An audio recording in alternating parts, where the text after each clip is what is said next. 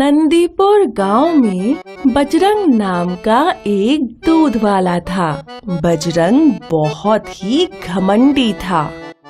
भाई, कल ही तो दूध 30 रुपए लीटर था और आज सीधा 35 रुपए। अरे दीदी, लाइना है तो लो, वरना हमको जाने दो, बहुत ग्राहक बचे हैं। ठीक है, दे दो। बजरंग की इतनी ऐठ थी क्योंकि नंदीपुर में वो अकेला ही दूध वाला था। नंदीपुर से दूसरे गांव जाने के लिए नाव से नदी पार करनी पड़ती थी, इसीलिए कोई भी दूध वाला नंदीपुर दूध बेचने नहीं आता था। और बजरंग नंदीपुर में ही रहता था और वहीं उसका तबेला भी था। गांव के मुखिया के पास अक्सर गांव वालों की शिकायत आती थी। मुखिया जी, बजरंग ने फिर से दूध का दाम बढ़ा दिया है। और आजकल उसका दूध पानी की तरह पतला होता है। अब आप ही कुछ कीजिए। ठीक है।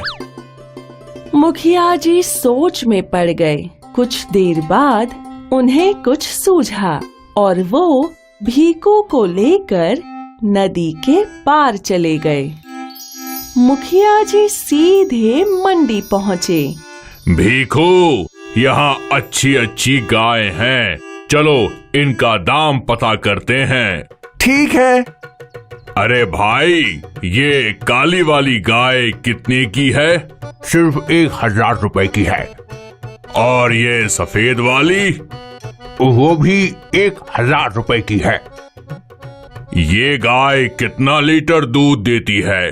दिन भर में 30 लीटर। भीखू, बजरंग के पास कितनी गाय हैं? 3 गाय हैं। मतलब उसे एक दिन में 90 लीटर दूध मिलता है। और हमारे गांव में कितने परिवार हैं? कुल मिलाकर कुछ 200 परिवार।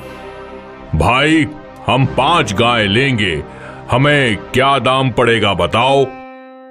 आप एक साथ 5 गाय लेंगे, इसीलिए मैं आपको 5 गाय 4000 रुपए में दे दूंगा। ठीक है, मैं कल 5 गाय लेने आऊंगा। ठीक है साहब। मुखिया गांव लौटे और उन्होंने गांव का जमा कोष देखा। उसमें 10,000 रुपए थे। अगर हम वो 5 गाय खरीद लें तो इसमें गांव वालों का ही भला होगा और मिले हुए दूध के पैसों से हम उन गायों की देख रेख भी कर लेंगे और गांव में किसी न किसी को नया रोजगार भी मिल जाएगा। ये अच्छा विचार है। शाम के समय मुखिया ने गांव में ऐलान किया, कल गांव में एक समारोह है। मैं चाहता हूं कि सभी के सभी उपस्थित रहें। पर कैसा समारोह? वो मैं कल बताऊंगा। मुखिया जी ने गांव में एक तबेला बनवाया। इसके बाद मुखिया जी मंडी पहुँचे। वहाँ उन्होंने व्यापारी को 4000 रुपए दिए और 5 गाय खरीद ली। इन 5 गायों को उन्होंने तबेले में रखा और उनसे निकले हुए दूध से लस्सी बनवाई और दूध के पेड़े भी। शाम को जब सब लोग उपस्थित हुए तो मुखिया जी ने सब में पेड़े बंटवाए। आप सब लोग सोच रहे होंगे कि ये किस चीज का समारोह है। हाँ मुखिया जी, बताइए। थोड़ा सब्र कर लो। अच्छा बजरंग, मैं सोच रहा था कि तुम्हारी गाय कितने लीटर दूध देती है पूरे दिन में? कुल मिलाकर 90 लीटर दूध देती है मुखिया जी। तो क्या सारा दूध खत्म हो जाता है? भगवान की कृपा से सब खत्म हो जाता है। 30 लीटर हलवाई ले जाता है, 10 लीटर स्कूल चला जाता है 5 लीटर वकील जी यहाँ और 5 लीटर आपके घर, और बाकी जो बचता है वो यहाँ वहाँ छुट्टे में बिक जाता है। मतलब तुम 50 लीटर ऐसे ही बेच देते हो और बचे 40 लीटर में पूरे गांव के परिवार वालों को दूध देते हो। भाई ये गणित मुझे कुछ समझ नहीं आई, इसलिए शायद तुम्हारा दूध इतना पतला है, तुम आधा पानी मिलाते हो। बजरंग का भांडा फूट गया। गांव वालों का बढ़ता आक्रोश देखकर बजरंग वहां से भाग गया। लेकिन अब हमें दूध कौन देगा? मैंने इसका भी इंतजाम कर लिया है। अब से हमारे गांव का खुद का तबेला होगा। हमने गांव वालों के लिए 5 गाय खरीदी हैं, जो रोज 150 लीटर दूध देंगी। इन गायों की देखभाल के लिए हम 2 लोगों को रोजगार भी देंगे और गांव वालों को दूध सिर्फ 10 रुपए लीटर के दाम से मिलेगा। अरे वाह, ये तो बहुत बढ़िया है। दूध का दाम सुनकर गांव वाले बहुत खुश थे। इस तरह समझदारी से मुखिया जी ने समस्या का समाधान भी कर दिया और गांव वालों के लिए नया रोजगार भी बना दिया। और लालची बजरंग दूध वाले को सबक भी सिखाया।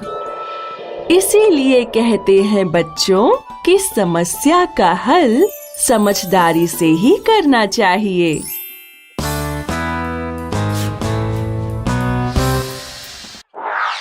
एक गांव में लीला नाम की एक दूध वाली थी।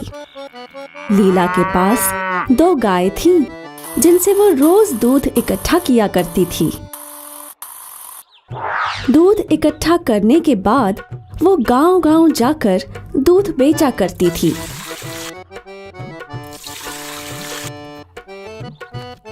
लीला की एक सहेली थी, मीना, जिसकी शादी गांव के एक बड़े व्यापारी से हुई थी। लीला जब भी उस गांव जाती तो वो अपनी सहेली के घर जरूर जाती गप्पे लड़ाने। एक दिन लीला अपनी सहेली से मिलने गई। मीना, मीना, आई लीला। क्या बात है, आज बहुत सज सवर के घूम रही हो? अरे, आज मेरे पति के कुछ मित्र हमारे घर आने वाले हैं। अच्छा, और ये नया हार? हाँ, ये उन्होंने कल ही भेंट दिया। अच्छा है ना? हाँ, बहुत अच्छा है। कितने का होगा? यही कुछ 1000-2000 का। 1000-2000? बाप रे, मैं तो सपने में भी नहीं सोच सकती। बुद्धू, इतनी बड़ी रकम नहीं है। जब तेरी शादी होगी तो तेरा पति भी तुझे हार तोहफे में देगा। लीला हार का दाम सुनकर सोच में पड़ गई। लीला मीना के घर से निकली। रास्ते भर लीला उसी हार के बारे में सोच रही थी। क्या कभी मेरे पास भी मीना जैसा हार होगा?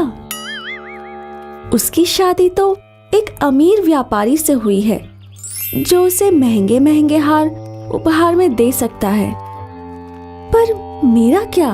अगर मेरी शादी किसी गरीब से हुई तो? क्यों ना मैं ही खुद पैसे इकट्ठा करके वैसा हार लूं? लेकिन मेरे पास पैसे बचते ही कहाँ हैं?